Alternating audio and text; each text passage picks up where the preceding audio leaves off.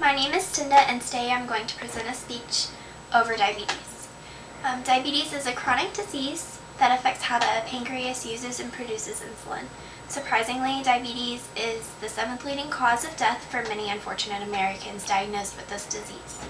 A poor diet and lack of exercise may lead up to diabetes. However, sometimes it's genetically produced. Nearly 24 million Americans are diagnosed with this disease.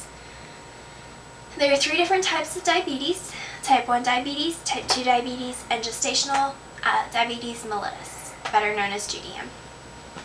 Type 1 diabetes and type 2 diabetes are similar in many ways. For example, both type 1 and type 2 diabetes share an unhealthy lifestyle and poor diet. Common symptoms may include blurred vision, increased hunger and fatigue, and extreme thirst. As you'll see on my slideshow, there are the 3 types of diabetes.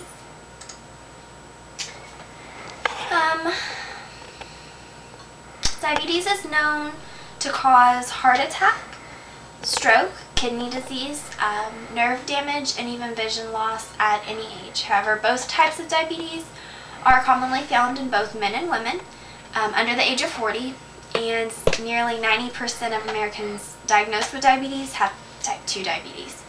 The difference between the 2 types of diabetes, type 1 and type 2, is that type 2 diabetes doesn't require the use of insulin.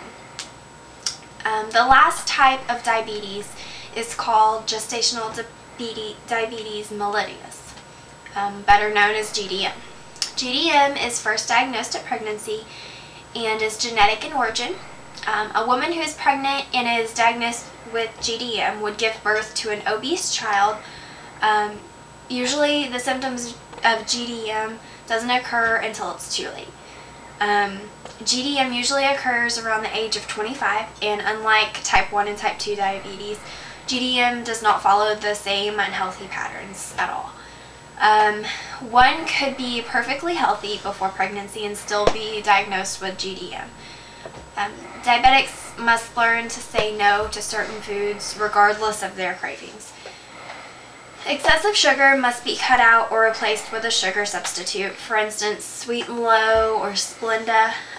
Carbs and excessive breading is also very bad in a diabetic's meal plan.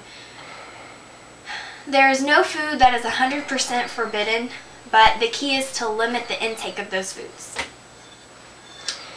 If you have too much food or too little of food, it can affect your